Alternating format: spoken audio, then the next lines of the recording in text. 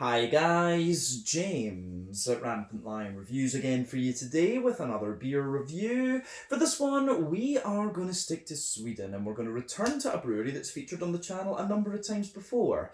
I've had some really nice beers from these guys over the years, a few different styles, but I think it is fair to say that this brewery is quite an all-rounded one. They do quite a few different things, they try different styles, and they seem to be pretty solid at it in my experience. Now, the beer that we're going to have a look at today is one of their latest releases through Systembolaget in Sweden, and it's a style that I haven't tried from them before, but it is a style that is very close to my heart. So when I saw this one, I thought, we need to have a little look at this. And apparently, this is my first review from these guys in about 2 years, which I didn't realise. It's just the fact that there are so many breweries out there these days, it makes it a wee bit hard to keep track. But needless to say, I'm very curious to see what this one is going to have in store for us. Hopefully it's another good beer. Hopefully it makes for an interesting review. And as always, I hope that you guys watching enjoy my take on this one as well. So yeah, for this review then, we are going to head to Kalmar on the kind of southeast coast of Sweden, right across from Öland, the big long and skinny island. And we're going to have a look at another beer from Ängö Kvartersbryggeri, who sell their beers under the name Ängö. So this particular beer is called Skotsk Ale, or Scotch Ale in English. It comes in at 4.6% ABV, and they're saying that this one is an 80 shilling Scotch Ale, which I'll explain to you a little bit later on in the video. But yeah, obviously the reason I got this one is the fact that it's a Scotch Ale, and I thought it'd be really cool to return to Ängö after quite a wee while. So yeah, if memory serves me correctly, this beer was released as part of the Lokal Småskaligt assortment through Systembolaget in Sweden for December of 2022. So I have been sitting on this one for a wee bit, so it's about time that we get this review out there. But let's crack on then and see what this one is going to have in store for us. Another Swedish Scotch Ale, and I think we've only reviewed about 7 or 8 of these on the channel over the years. But yeah, as always with my reviews then, I'll tell you a little bit about the brewery before we taste the beer. If you want to get straight to the tasting though, just fast forward. All the usual links are in the video description below. That's the brewery website, the link to my other reviews that I've done from Ängö Kvartersbryggeri before, and we will no doubt add more to that list in the near future. But there's all the usual social media down there. If you want to see more reviews, do please consider subscribing to the channel. The support you give is massively appreciated, and remember you can go into the channel homepage and search for beer based on the geography tagging system. Just go into the homepage, go up to the search bar, put your hometown, state, county, prefecture, whatever you like in there. If I review beers from the area that you search for, they will pop up. Failing that though, you can check out the list of beers, the playlist of beers from different countries. You'll find this one in the Swedish playlist along with many others, and that is of course being added to very, very regularly. But yeah, let's go on then and chat a little bit about Ängö Kvartersbryggeri and Ängö. So, Ängö Kvartersbryggeri, as I've mentioned to you already, are based in Kalmar, which is in the historic Småland region in the southeastern part of Sweden. And this brewery was founded back in 2010 by Kalmar local Johan Håkansson, who had been homebrewing apparently since around 1993. But the brewery was originally based in an old farmhouse in the Ängö district of Kalmar, hence the name of the brewery. But this used to be home to a company called N.J. Blomqvist Tunnbinderi, which produced casks and kegs for local breweries and bars around the Kalmar area. But this company went out of business in 1968, and thereafter the building was simply used as a storage warehouse. But the building underwent extensive renovations in 2009 and 2010 to become home to the brewery, and it was equipped with a 1600 litre copper-clad brew kit from Austria, and they put the fermentation tanks on the floor above. But this facility, when they were using it, gave them an output of around 100,000 litres of beer per year, so yeah, just a little bit under 10,000 litres a month. Over the following years, they continued to build up their sales portfolio and develop new recipes, but then in April of 2016, they moved to a new premises, which is in the old Jemax factory in Polhelmsgatan, which is in the kind of more kind of commercial industrial part of the city from what I remember. But this facility gives them an output of 500,000 litres per year, and it means that their beers can be distributed nationally as well. But over the last few years they've been attending various different beer festivals, developing more new recipes, and as of January 2023, when I'm filming this review for you, these guys have produced around 60 different kinds of beer according to Untappd. But yeah, that is all I can really tell you about Ängö Kvartersbryggeri and their annual brand for the moment. If you want to learn more about these guys though, you can check out the brewery website. You can follow them on Facebook and Instagram to keep up to date with all the latest goings on, and you can check out the Rate Beer, Untappd and Beer Advocate pages to learn a little bit more about all the different beers that these guys have done. So yeah, let's go on and actually have a little taste of the beer itself. So I'll let you have a wee look at the artwork on this one before we open it up. As you can see, it's got a nice little bit of tartan on it there, which I might be mistaken, but it looks like it's Royal Stuart, perhaps. The Stuarts, of course, were the royal family in Scotland after the House of Bruce. It was, of course, Robert the Bruce. I think it was Robert the Bruce's daughter that became, her son became king, two kings after Robert the Bruce, and that was when the Stuart name came in. But there you go. But this tartan is one of the Royal Stuarts, if I'm remembering correctly. But yeah, plain gold bottle cap on this one, 330ml bottle. It tells you a little bit on the side here. It says the annual 80 shilling is a dark kind of bronze, I guess, Berston Ferried, bronze coloured ale of Scottish sorts. Rich tasting and light drinking beer with a light smokiness and a little bit of bitterness in the aftertaste. This passes well, it works well to try with lots of different food styles basically, and we can we suggest drinking the Scotch ale with a Scottish shepherd's pie. I've never tried a Scottish shepherd's pie. Shepherd's pie is actually more of an English thing. You try this one with haggis or Scottish steak pie, I would say. That's probably where it would go.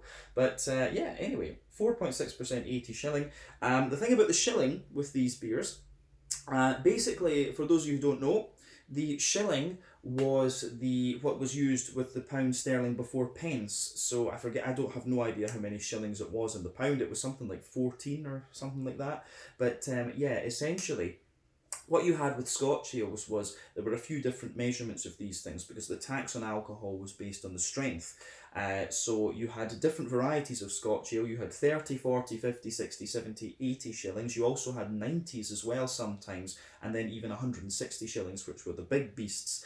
But yeah, essentially the idea was that there was more malt in the beer, thus you would have more alcohol, and thus you would have to pay more tax. Most modern Scotch ales that you find these days are based on the 80, 90 shilling kind of flavour profile. Some of them, of course, would technically be 160 shillings, you know, the big, high imperial strength ones. So yeah, that's a basic idea of what the Scotch ale is. But normally a Scotch ale is a kind of like sort of brown bready, toasty, caramelly and red fruity type beer. The American ones, in my experience, tend to be a little bit more kind of oily in their sweetness and fruity character, whereas the Scottish brewed ones are just that little bit more kind of toasty and dry, if you like.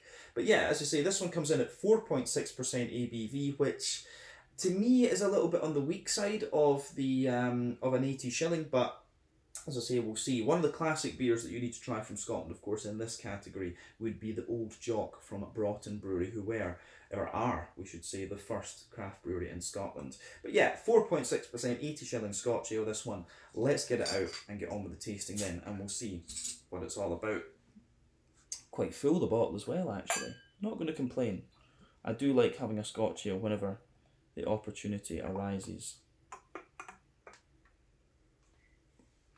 So, there we are. Yeah, so in terms of the colour of this beer then, it looks pretty nice, I have to say, and it's pretty much what you would expect from the style. So before the head disappears, I would say that this one is poured with about a 2/3 finger of a frothy, kind of fawn coloured head there actually. You've got 1 or 2 big bubbles sticking toward the side of the glass, a few little ones going up toward the bottom of the head there. But yeah, the head for me is a mix of kind of medium sized bubbles. You can have a little look at that. It does look pretty good. So yeah, in terms of the colour of this beer then, I would actually say this is like quite a rich chestnut kind of colour. So I like how, I do like how this goes together in that sense. Remember, the colour of your beer depends on 1, the type of malts that you use. This goes a long way to determining your EBC rating. 2, length of your wort boil is also going to play a role, because the longer you boil the wort, the more the sugars caramelise, and thus you get a darker colour of beer. But any barrel aging you do or adjuncts you put in can affect the colour of it too. And when it comes to you know, the more brown sugary types of beer like Scotch ales, that can of course play a role. But yeah, this one does look pretty nice, I have to say, and pretty authentic in terms of its colour. You would expect a little bit of a kind of mahogany sort of chestnutty coloured beer. So yeah, you can see the head has just faded away to be a nice kind of thin foamy layer, and round the edge of the glass you've got a wee bit of a kind of thicker ring there, which looks good. So yeah, let's have a wee look at the aroma of this one then and see what it's all about. Oh yeah, it smells pretty nice actually, pretty authentic as well. I'll need to give them that. So well done to Ängö Kvartersbryggeri for this. It has got just a little bit of a kind of almost peaty note to it, which is kind of interesting. And that's not common in all Scottish breweries actually. It's not all the time that you get peatiness in these Scotch ales. So yeah, a little. It's actually it's interesting, this one, the aroma, because it does, in some ways it smells very authentic, but in some ways it actually smells a little bit more English. But yeah, I remember this though, the Ängö beers, from what I remember, always had a little bit of a distinctive character to their maltiness. So I think they were using some kind of local maltery out there or something like that, if I remember correctly. But yeah, this beer for me is quite interesting in terms of its aroma. It's quite different from what I've had in the Scotch ale category, both at home and in other places. I love reviewing Scotch ales from different countries, of course. It's really cool to see that, you know, something from your homeland that is so popular in other places, if you like. Or, well, whiskey of course is the main thing, but finding Scotch ales in other countries is pretty cool. But let's try and break this aroma down and just describe it for you that wee bit more in depth. So the backbone of this beer, you absolutely have this, you've got this kind of crusty brown bread crust in there. You can smell that right away in the middle of this beer. So that forms the backbone of the beer. It does have a little bit of a kind of woody character to it in some way. And there's a little touch, you know, above that it has this sort of kind of wholemeal brown bready character, but the breadiness has a little bit of an inherent kind of smoky note to it, just a little touch of like peat. And the whole bready side of this beer actually smells very wet. It's like a, you know, if you have like wet soggy bread, it kind of reminds me of that, to be honest with you. The bready character in this one is really kind of quirky and unusual, but as I say, there's a little bit of a kind of woody character to it. You've also got, yeah, you've got a little bit of a woody character to this one. You've also got the like a few kind of nutty notes and things in there too. And of course, yeah, the way that that goes together is kind of interesting. But on top of that, you start to get some of the kind of brown sugary notes out of the beer, which are what you would expect. So it has a little bit of this kind of really light, toasty, brown sugary layer. So yeah, that's kind of interesting. A little bit of light, toasty, brown sugary layer. Then you do have a wee bit of sweet caramel coming out of this one as well. Yeah, it's a little bit of sweet caramel in the middle of the nose, a little bit of a more toasty kind of biscuity character coming out of it. But yeah, it's quite interesting in that sense. Yeah, curious to see how that's going to turn out in the flavour of the beer. But yeah, we can move on to the hoppy side of things then. So the hoppy side of this beer is quite English, I would say, which, you know, in Scotland we never really produced hops, so using English hops such as the, you know, the Bramling's Cross or the Kent Golding or something like that was pretty common, or kind of is, I guess, when you're still brewing some of these traditional beers. But yeah, in terms of the green component of this beer, for me there's a good little bit of a kind of herbal, earthy sort of note to this one, which is one of the giveaways of English hops. I've always found they've got this kind of inherent character to them. So a little bit of earthiness, a little bit of herbal character. You do have a little touch of floral note to this one, but other than that, it's got a nice kind of grassy nature to it. So yeah, I do like how that one goes together actually.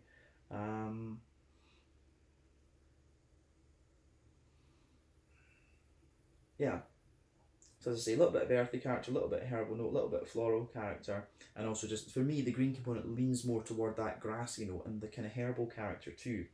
So for me, That really is quite interesting. On the fruity side of things, you have, on that fruity side of things, you have some nice kind of dry fruity characters in there. So there's a wee bit of like a datey and kind of pruny note to this one, but there's actually like a little bit of an almost, there's a very slight phenol note to this one. And you do get a little bit of that kind of brandy soaked bread sort of thing. So yeah, there's a brandy soaked bread character to it. You've also got a little bit of a kind of, yeah, you've also got a little bit of a kind of, yeah, datey, peary, pruny sort of thing. But there's a good little bit of like black currant and maybe just a little hint of blackberry in there as well. So the fruity notes are a wee bit different too, in my opinion. I'd be curious to know what hop they've used in this one. Yeah, maybe a little bit of Bramling's Cross or a wee bit of Northern Brewer or something like that. I wouldn't say Northern Brewer though, because it's too herbal and earthy to be Northern Brewer. Northern Brewer would be brighter. And of course that's a very popular hop to use with Doppelbock in Germany and Dunkels as well, I think. So yeah, it's quite interesting in that sense, I have to say. So yeah, I think we can leave it at that for the aroma. So there's a few things in there that are quite authentically Scottish. There are a few things that come across as a wee bit different to me, but we have to remember they'll be using their own, they'll probably be using like one of their own house yeasts or something like that with this. I think they've done 1 or 2 Scotch ales before, from what I've seen, just having a wee bit of research on Untappd. So you never know, they might have their own Scotch ale yeast. That's Ängö Kvartersbryggeri. But as I always say, take a wee bit of time and enjoy the aroma of the beer before you get stuck in. We're going to taste this one now though. So this one is the Skotsk ale, Scotch ale, 80 shilling, 4.6% ABV from Ängö Kvartersbryggeri, who sell their beers under the Ängö brand in Kalmar. Slàinte, skål, cheers.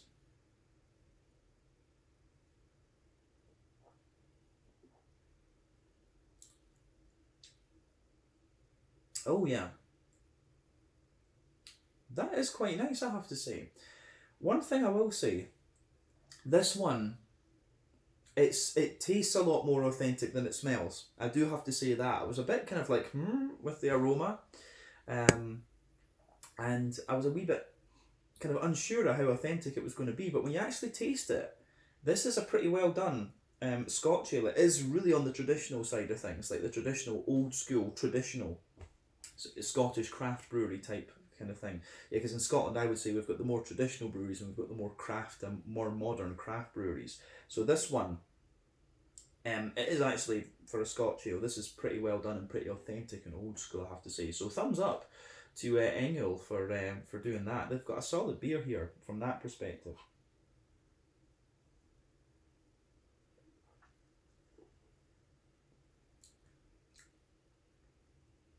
So yeah, the flavour profile for me for a traditional Scotch ale is pretty much spot on. The main difference, as you often find with beers brewed outside of their native countries, if we can say that, is that the mouthfeel is going to be a bit different. And I've always found that Scandinavian beers are very clean. They feel very clean, and I think it's just the water. I think it really is just the water that they use in the beers. And I think I've developed quite a sensitive palate to that over the years. The Nordic beers are just, generally speaking, are just very, very clean. Particularly the Swedish, Norwegian ones, and Icelandic beer was always very clean too. But yeah, let's break this beer down and just describe it for you a wee bit more in depth. So we'll start with the middle third of your palate, as we always do.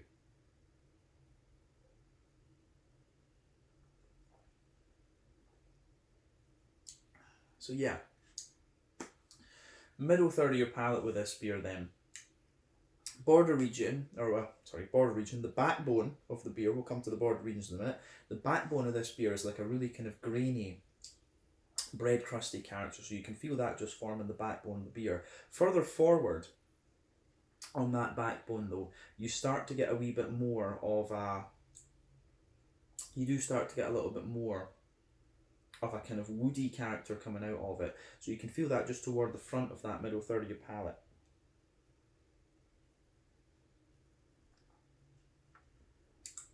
So yeah, really quite grainy and dry bread crust in there, a little bit of a woody note coming out of it further forward. On top of that, you've got a nice kind of smooth brown bready note as well. So as I say, I do quite like how that goes together.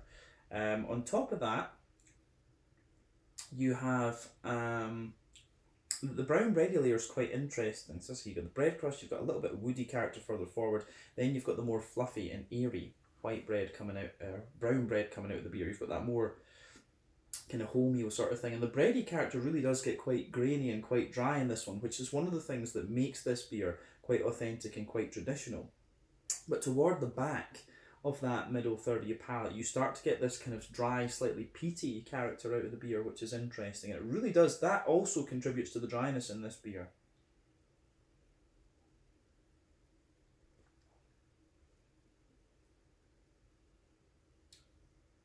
So yeah, on the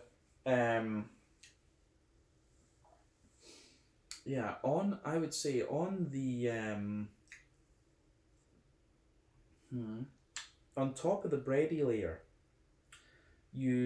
as you move further forward on the palate within that kind of more fluffy bready layer, you have got a little touch of nuttiness starts to come out of the beer, but then above the brown bready layer, you've got a little bit of a you do have a little bit of a more you've got a little bit of a more, I would say, kind of just toasty brown sugary note. It's almost got a slightly leathery character to it, but yeah, you've got a little bit of this kind of toasty brown sugary character, and then on top of that layer in the centre of your palate, you've got a little circle there that just forms a more kind of leathery caramelly type note out of the beer. So that's quite interesting too, I have to say.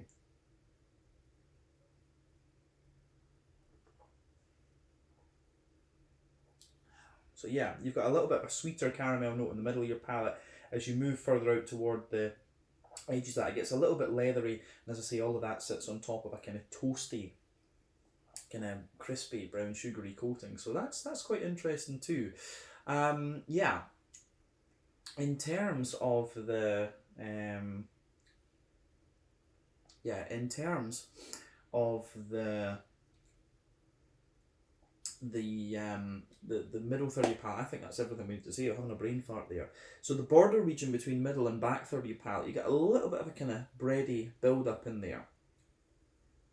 You've got a little bit of a kind of bready build up in there, and again you get some of that peaty quality out of the beer too, which is kind of interesting. But yeah, backbone of the beer, the back third of your palate, the base of that is a really more kind of dry and even grainier bread crust. So you can feel that, as I've always said, more dry and grainy flavours come out further back on the palate, sweeter flavours come out further forward. So you've got that grainy, dry character out of it. You have a little bit of you do have a little bit of a slightly woody character within there as well, maybe a little touch of cracker or something. Then above that, you've got that more tall and airy wholemeal brown bready note. And again, you still have this inherent kind of peaty character mixing within the bread. Above all of that, at the back, you do get just a little touch. It's almost got a little bit of a kind of dry, like slightly peppery-ish spice character to it. Then above all of that, you've got the more airy, yeasty note out of the beer, which is like a very light brown bread with a wee kind of touch of honeycomb or something. I always get a wee bit of honeycomb in the back third of the palate above everything else. But definitely, the back third of your palate, you can feel the flavour is taller than as you come further forward. As you come further forward into the middle third of your palate, you can feel everything just condenses down and squashes together that wee bit more. So yeah.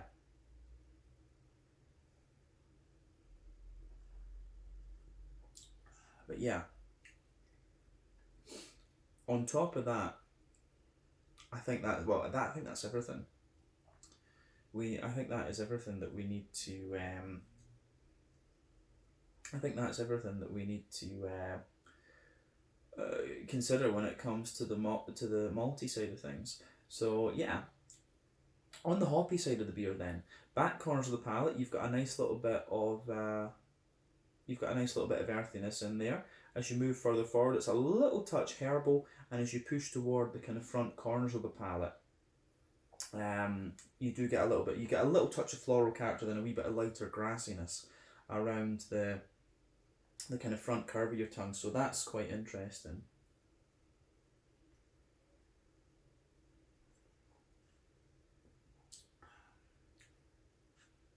So yeah, definitely a kind of English green component to this beer. I think that is pretty safe to say. Yeah, the earthy and herbal character for me give it away. It's got to be Kent Goldings or Bramling's Cross that's in here. Yeah, I think it's one of the two. There could also be a little bit of Fuggle or something like that, because you have got quite a bit, you've got a little bit of an almost ashy character to this one. And for me, that's usually an indicator of Fuggle's hops, which is a hop that I'm not really that keen on, to be honest with you. It works well in porters and stouts, but anything kind of lighter than that, it's not great, I don't think. So I'm wondering if that is what's given this beer some of the dryness. Fuggle's hops are, not really my thing.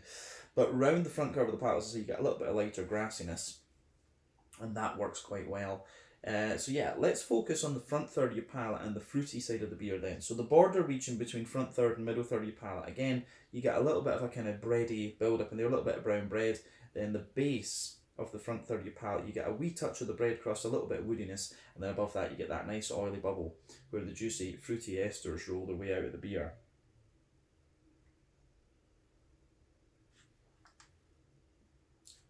Yeah, so the way this beer goes together in that sense is quite nice too. The fruits are pretty authentic. So on the back half of that front third of your palate, you've got a little bit of a more, I would say, you do get a little bit of a kind of datey character out of it. You've got sultanas in there, and as you move further forward on the palate, you get this kind of oily pear quality out of it. And as you move into the front half of that front third of your tongue, there's a wee bit more kind of there is definitely a little bit more of a kind of like blackcurranty sort of base, and there's maybe a wee touch of blackberry sitting on top of that. So yeah, the way the beer goes together, I think is pretty nice in that sense. So yeah, a little bit of a, as I say, a wee touch of a blackcurranty base and a little bit of blackberry sitting on top of it. So that's quite interesting, to be honest with you.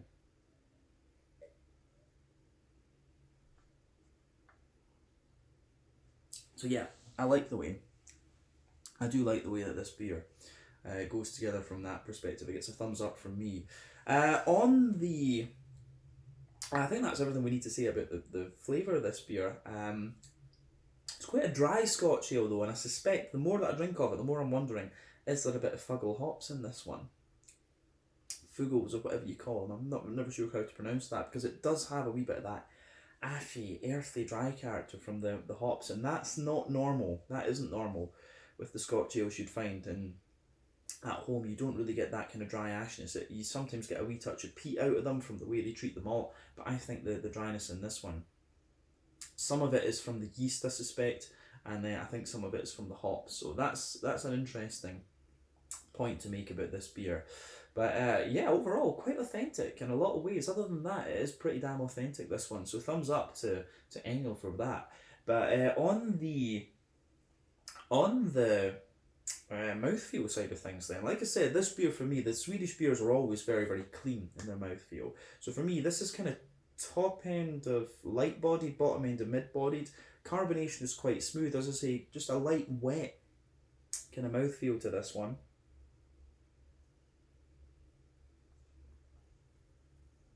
In terms of in terms of bitterness and things, I think this is probably about 20-ish IBUs or something, but you do get quite a bit of dryness out of this beer, which you could conflate with being bitterness.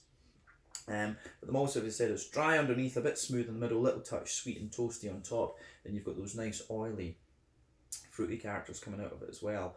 So yeah, I really like how this beer goes together. It goes together like really, really nicely, I have to say. So yeah, very authentic Scotch ale, this one. My only piece of advice to them would be, if they have used Fuggles hops in this one, swap that for a bit of Bramling's Cross, or just take the Fuggles out of it. That would be my only advice I would give to Ängö on this beer, because that sort of ashy character is not that common in a traditional Scottish ale.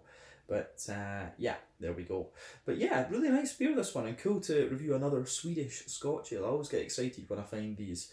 But yeah, once again, thank you for watching my beer reviews. Until the next time, please like, subscribe, share, all the usual YouTube stuff. Let me know your own thoughts on this beer in the comment section below. Let me know what your favourite beers are from Ängö Kvartersbryggeri and their Ängö range. And we will hopefully return to these guys again at some point fairly soon. But yeah, this was the Skotsk ale, an 80 shilling Scotch ale from Ängö in Kalmar in the southeast of Sweden. Till the next time, slange ut skål, cheers, see you guys later.